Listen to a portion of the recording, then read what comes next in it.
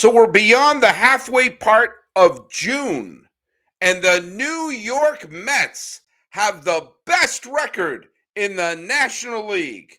So what's the overall mood in Mets land? Abject panic. Of course.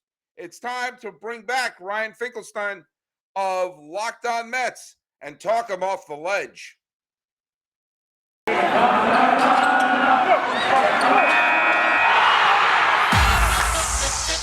You are Locked On MLB, your daily MLB podcast, part of the Locked On Podcast Network, your team every day. Hello, baseball fans, and welcome to Locked On MLB, part of the Locked On Podcast Network, where it's your team every day. This is the daily podcast. We talk about all of Major League Baseball. I'm your host, Paul Francis Sullivan. Check out my lower third if you're on the YouTubes. Call me Sully. This episode is being dropped late on the 16th of June or early on the 17th of June, depending where you are on the planet Earth. Thanks so much for making us your first listen, as we're available on all your free podcasting catchers. And hey, go check us out at Locked On MLB Pods on Twitter and Instagram, or you can contact me. I'm your pal Sully. I'm at Sully Baseball on Twitter, Sully Baseball Podcast on Instagram. As I had mentioned, by all metrics, and pun is not really pun, but sort of rhyming, whatever. I added Met in there. By all metrics, Met fans should be loving life. Best record in the National League. Better than the Dodgers. Better than the first place Padres. That sounds weird. But instead, every Met fan I've talked to basically is like talking to Eeyore from Winnie the Pooh. What's going on? And for that, look at this is a return engagement. He wasn't here that long ago, but it's returning back because I need to talk him down. Ryan Finkelstein, there you are. Hi, buddy. Aren't you happy your team's in first place with the best record in the National League?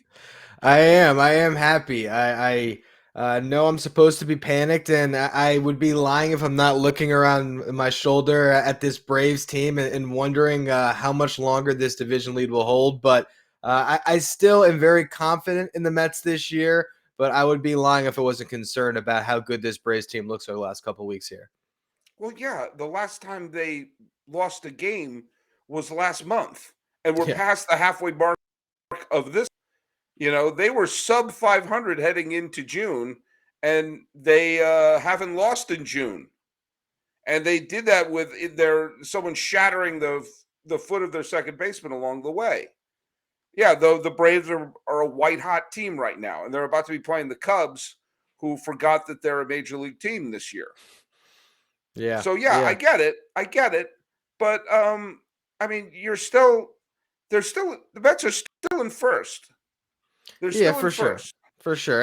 And you look at what the Braves have just done, it's a lot of sub 500 teams. It's all sub 500 teams. So we'll see if they can keep up. The way I look at it is I think going into the year, we all thought Mets Braves are going to be atop this division. And really, I just think that what the Braves have done is they've erased the slow start where, we knew the Braves weren't as bad as they were playing in the first couple months of the season. And now they've basically just eradicated that. And they're, I think, where you would have expected them to be at this stage. They have the same type of record as all the top teams in the National League. I think all the top teams are at about 37 wins right now, outside of the Mets, who have crossed that 40-win barrier. So I think that this is not a cause for too much concern at the moment. But I know there is Mets fans. I'm seeing it. Trust me, if you're seeing it, imagine how much I'm seeing it with my followers on Twitter and everyone being Mets fans. There is a lot of panic right now, but I think it's a little bit unwarranted because the Mets haven't really slid at all. It's just when you have a team that wins every day, they're going to pick up games in the standings. Well, there's a couple of things that I will give Met fans a little bit of a mulligan. In order, you could say, when was the last time the Mets got off to a great start when first place by themselves? The Braves were a sub 500 team at Memorial Day, and suddenly the Braves went on a wild streak and overtook the Mets and wound up winning the World Series. You have to go back months to find that happening in history. I get it. It's coming fresh off of this. And this is coming off of someone, native New Englander who all during the 04 postseason was like, they're going to lose. They're going to lose. They're going to lose. They're going to lose. I was still nervous during the World Series parade in 2004. Like, oh, wait a minute. They could still blow this. So I get it. Here's a couple of things I want to just point out to Met fans and why I think this is actually they should feel good about what's happened over the last few weeks. Okay, so this is my elixir. All right, the Braves have played at an ungodly level. That much is true.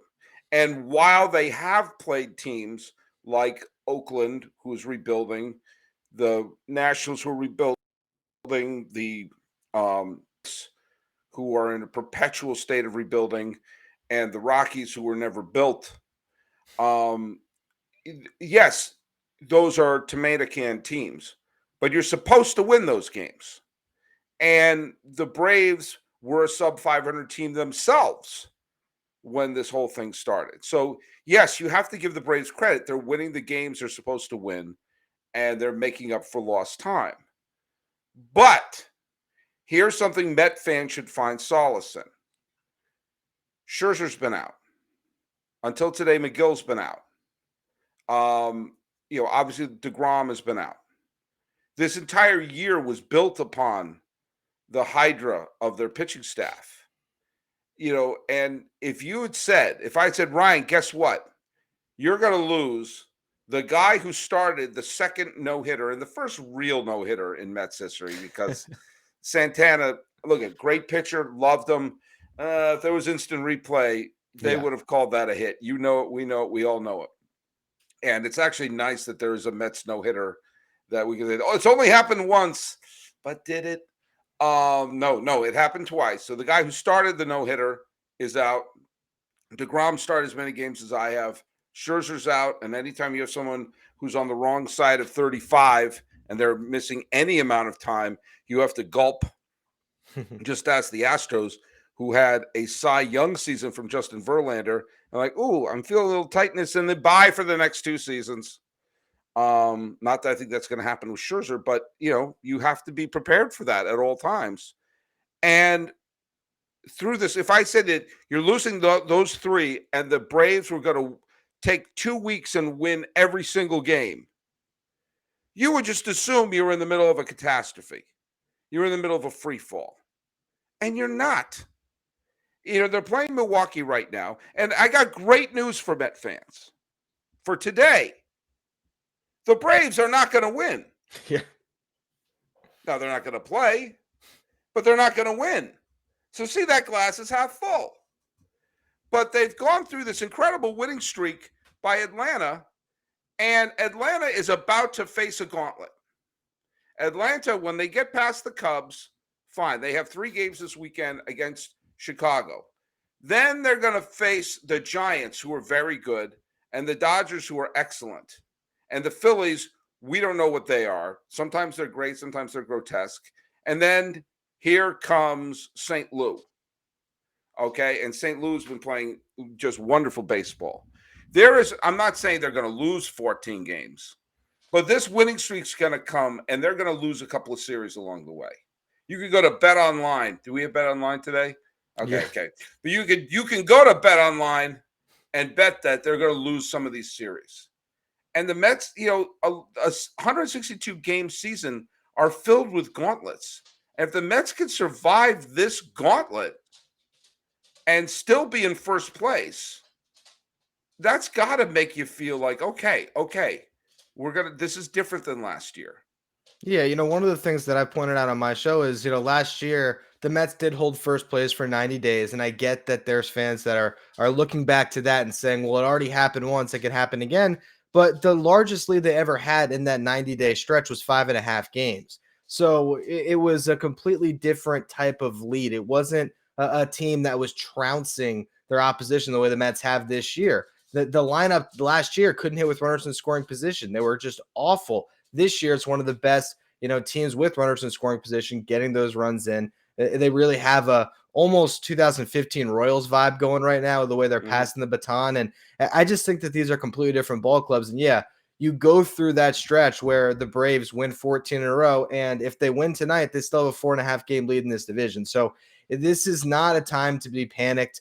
The Mets, through it all, go out to a really tough, 10 game West Coast swing at the same time as this winning streak. And they found a way to go 5-5. And it could have been so much worse on that West Coast trip. You have Lindor slams his hand in a hotel door. Pete Alonso gets hit in the hand, and you're not sure if he's going to be out. Starling Marte, pulls a quad, and all of them end up coming out of it healthy. So I think you have to really look at what just happened in the last couple of weeks and really be pretty thrilled with where the Mets stand. And also Max Scherzer, he today threw a live sim game and is looking like maybe one rehab start away from rejoining the Mets rotation, potentially before the end of this month. And obviously we know how big of a boost that's going to bring.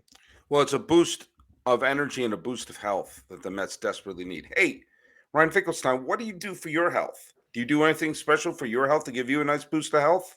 Yeah, in the morning, I like to take a nice, delicious scoop of athletic greens, put it in a cold cup of water, and it just gets my day going right.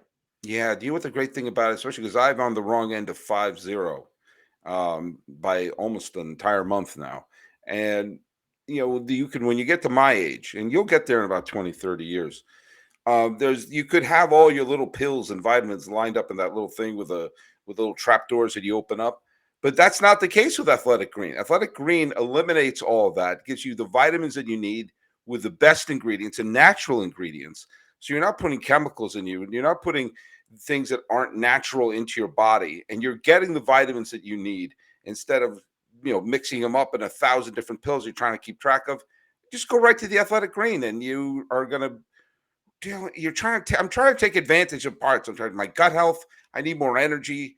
Your immune system, gee whiz, I wonder if that's important right now. And whatever lifestyle you have, paleo, keto, vegan, dairy-free, gluten-free, whatever you're doing there, it supports it. They got no GMOs, no nasty chemicals or artificial anything. And it costs you less than $3 a day. Look at, if you're going to invest in yourself, that's cheaper than a cold brew habit. It's like you're investing in all-in-one nutritional insurance. So let me tell you something. Athletic Greens has over 7,000 five-star reviews. It's recommended by professional athletes and podcasters like Paul Francis Sullivan from Locked On MLB.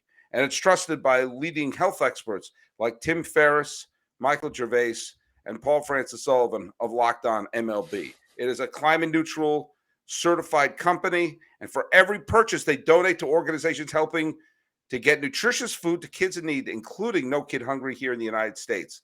In 2020, Athletic Greens donated $1.2 million to kids. So right now is the time to claim your health and arm your immune system with convenient and daily nutrition. It's just one scoop in a cup of water every day. That's it. No need for all those pills. Make it easy. Athletic Greens will give you a free 1-year supply of immune-supporting vitamin D and 5 free travel packs for your first purchase.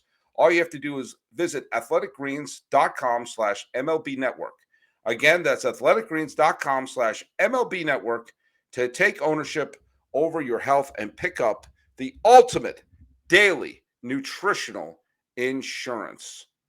Hey, let's just talk a quick little bit about a listener survey. We have an important favor to ask you. We're putting together this survey so we can learn more about listeners like you and make your favorite Locked On podcast even better. This is your opportunity to tell us what you like and don't like about Locked On Podcasts. Go to lockedonpodcast.com/survey right now to get started. It won't take very long, and everyone that completes it can qualify for a chance to win one of 10 $100 Ticketmaster gift cards. So take our audience survey, go to lockedonpodcast.com/survey, and thanks so much for your help. Ryan Finkelstein is here in a Locked On MLB, Locked On Mets crossover. I don't usually have my guests come back as quickly as I like to have a rotation of the Locked On guests, but I had to bring this subject up because of the Mets, because I still think the Mets are the team to beat in the National League East right now. That's why I picked them. I still think that they're the best record in the National League and are going to add Max Scherzer to the rotation. And I'm sitting up close here in Los Angeles County. I see the Dodgers, and the Dodgers look great. They look really great. Today they fell behind. They were idle a day after nearly throwing a no-hitter They're idle. They fell behind San Diego. San Diego right now is in first place. And Javi, I'm sure, is telling everybody that, prefacing each sentence with, as a fan of the first place San Diego Padres, I will order a chicken roll.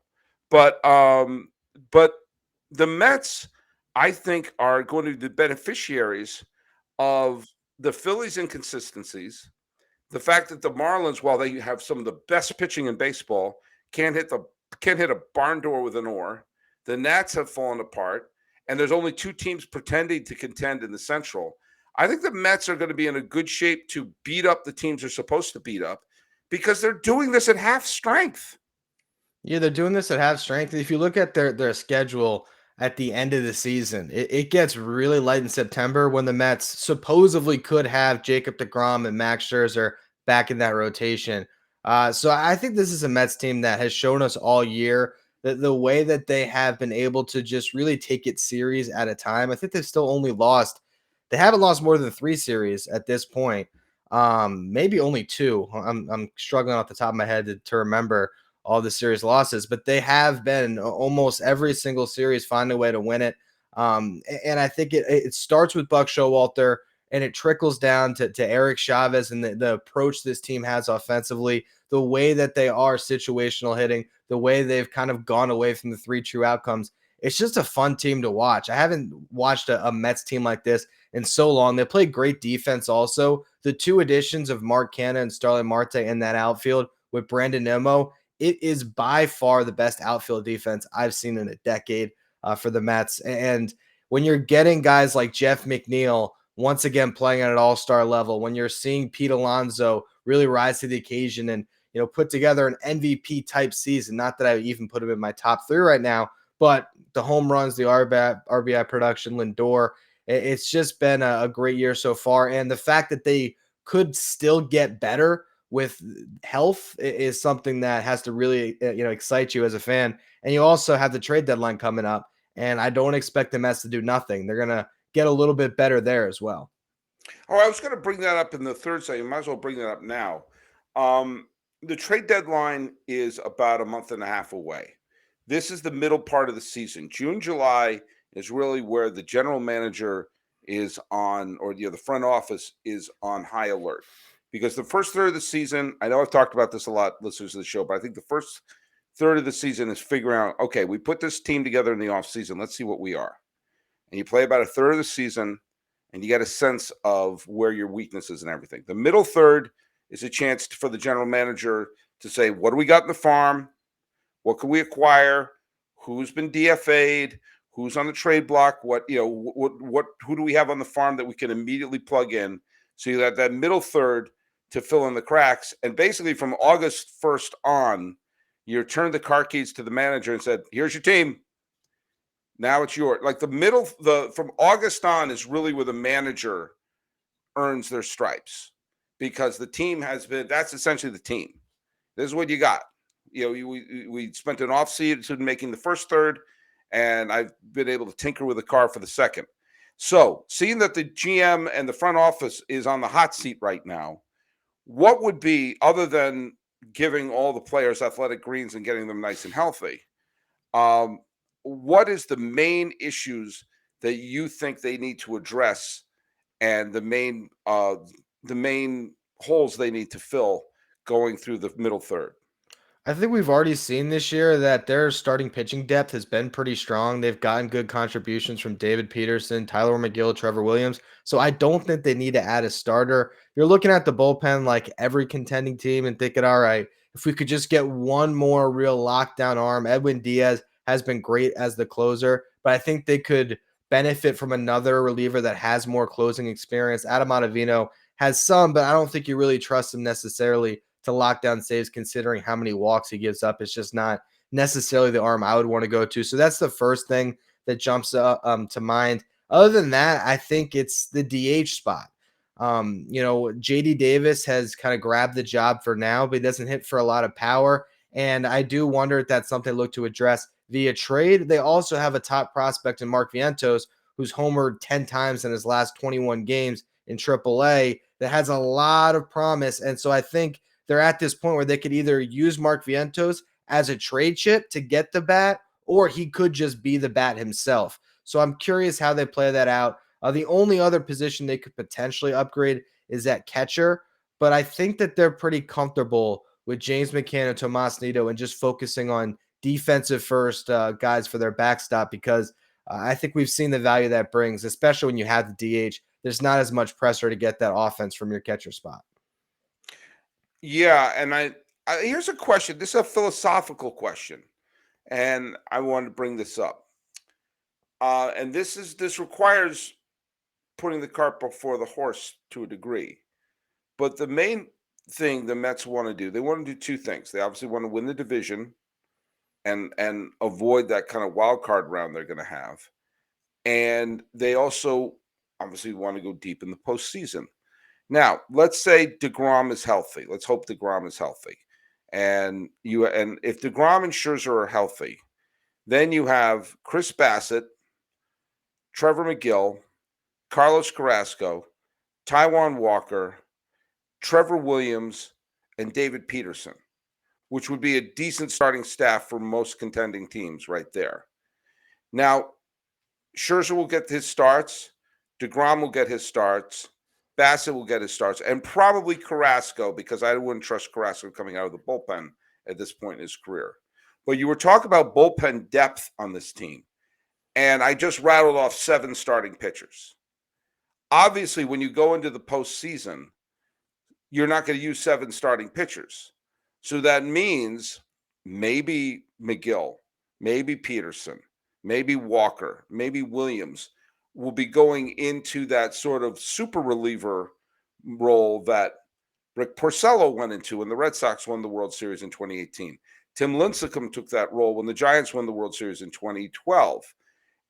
You see that their starting pitchers have to come out of the bullpen. Do you think that maybe if they go down the stretch, or if they're in first place and they have a relatively healthy pitching staff, that Showalter should move some of those pitchers to the bullpen so they can get used to their new roles? Or do you think that's going to be damaging and kind of putting the cart before the horse and taking away some of the starting pitching depth that they have that's kept them in first?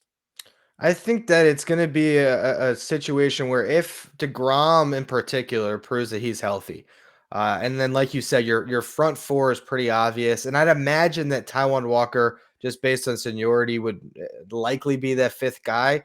I absolutely see Tyler McGill in particular coming out of the bullpen because right now he's touching 98 as a starter. The stuff could play up even more out of the pen. He's also a guy that already has a pretty limited pitch mix. It's fastball, slider, changeup.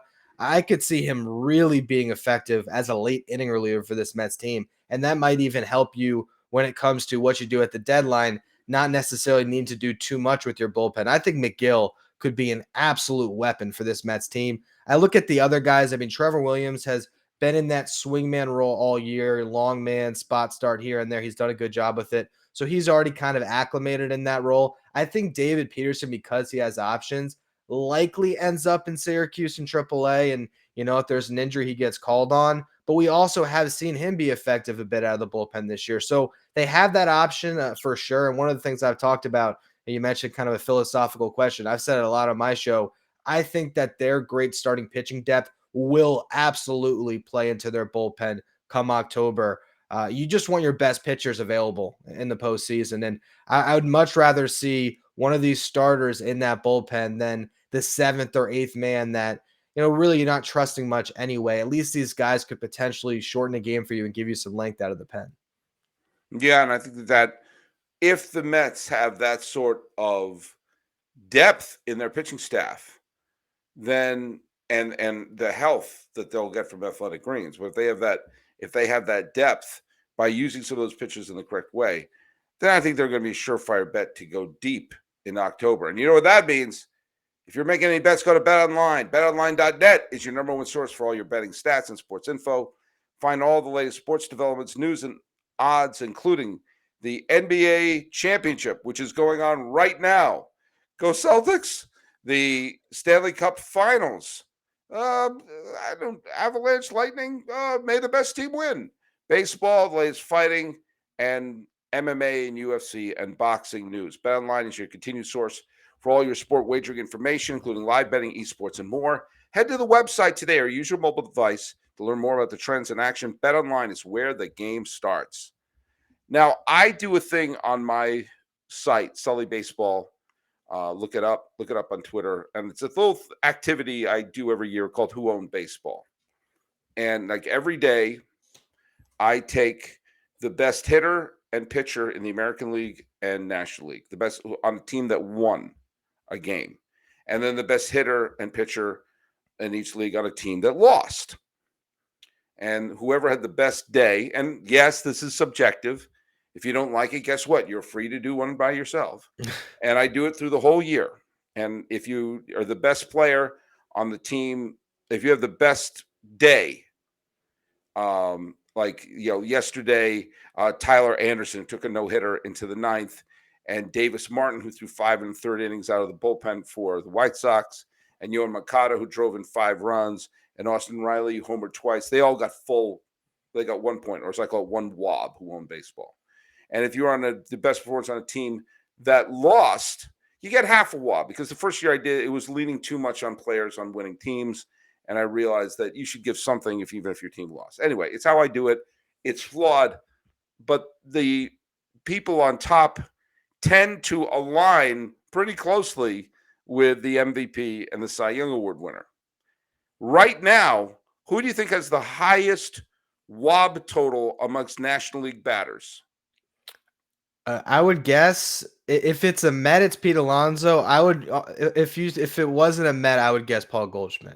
Okay, it's Pete Alonso with 5. Because he's had a lot of big RBI days. I do know that. Okay, Paul Goldschmidt and Bryce Harper are tied with 4. Mookie Betts has 3.5.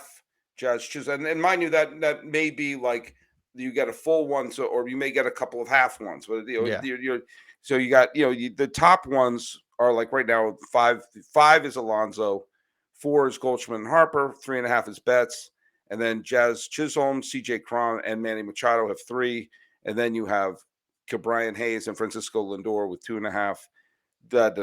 Down the line. By the way, right now the leaders, the American League hitter with the highest WOB total is Yordan Alvarez of the Astros with 5.5, with Ty France, Ryan Mountcastle, Jose Ramirez, Aaron Judge, and Mike Trout breathing down their necks. And pitchers, Sandy Alcantara is piling up the half WOBs to lead. And Pablo Lopez, also of the Marlins, is 4.5. I mean, you had so many Marlins in there, and no one could do that. The highest total for American League pitchers is tied between Nestor Cortez Jr. and Alek Manoah. But it just struck me when I was thinking about this that Alonso, I don't think Alonso is the MVP of the National League. I think that would be a real stretch to call him the NL MVP.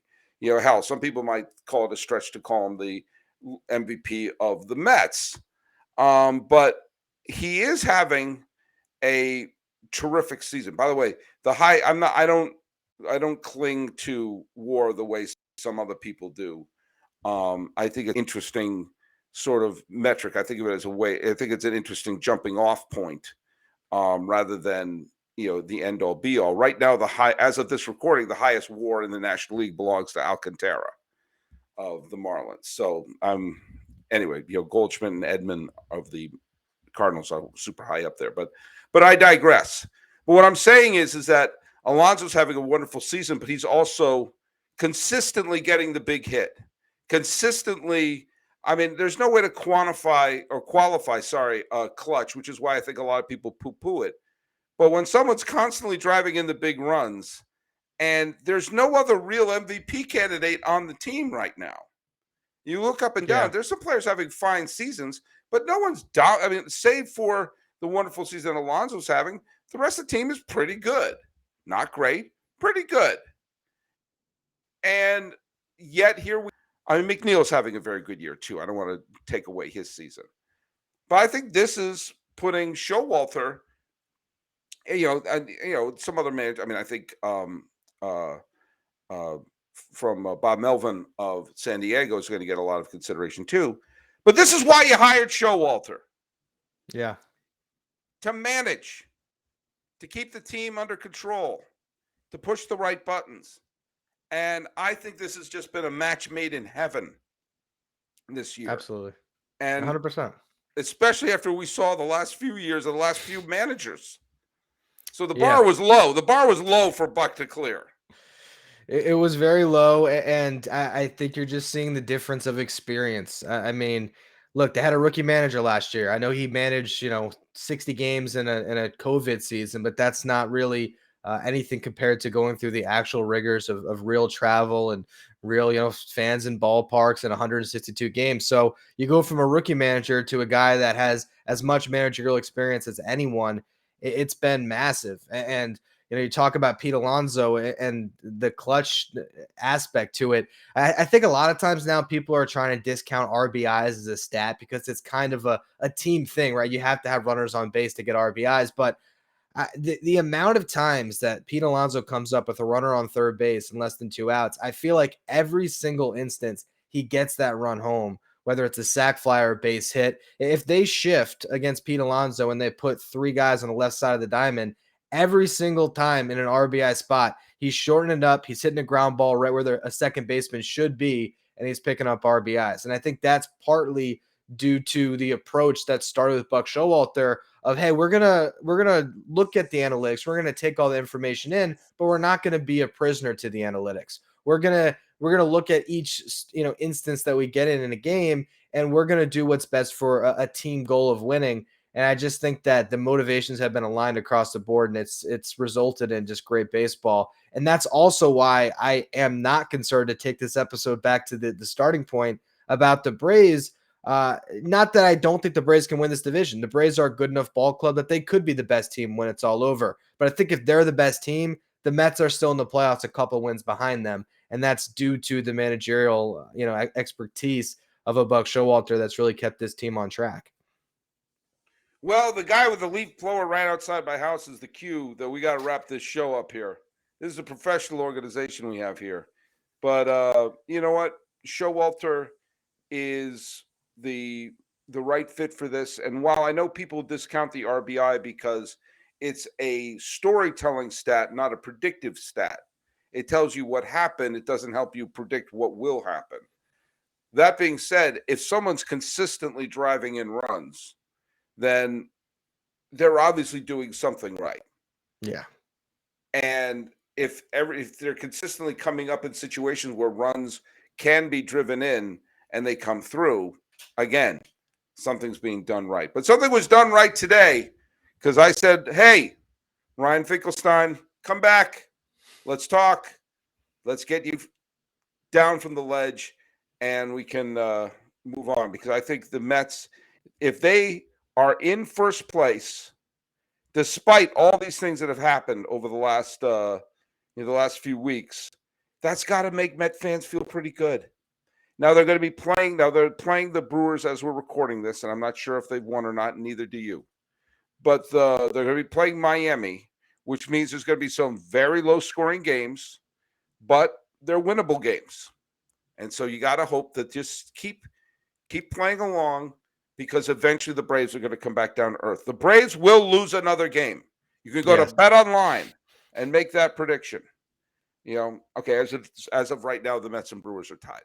But, hey, I still think October is going to be a good month for Met fans, and I guarantee you Ryan Finkelstein will be back for that. So, Ryan, where can people follow your show? They can follow us wherever you find Locked on MLB on Twitter. You can find us at Locked on Mets. You can follow me on Twitter at Finkelstein Ryan, and you can find us on YouTube or wherever you get your podcasts. And while we're talking, the NBA Finals are about to be starting, and the first picks of the Ultimate NBA Mock Draft have been made, so you can search now for Ultimate NBA Mock Draft and get over 50 insiders. The Odyssey Sports Expert, the draft experts of Locked On NBA, Big Board. The 5-episode Ultimate NBA Mock Draft is underway. Make Ultimate NBA Mock Draft your second listen today. Actually, make it your third, because your first has got to be Locked On MLB. Your second's got to be Locked On Mets. Then head on over to the Ultimate NBA Mock Draft. Well, hey, talking Mets, making sure Met fans feel okay, because this is a safe place. This has been Locked On MLB for, it's going to drop on the 16th. Well, it's a 2-episode day. It's going to drop on the 16th of June, 2022. Have a great weekend, everybody. I'm your host, Paul Francis Sullivan. Please call me Sully.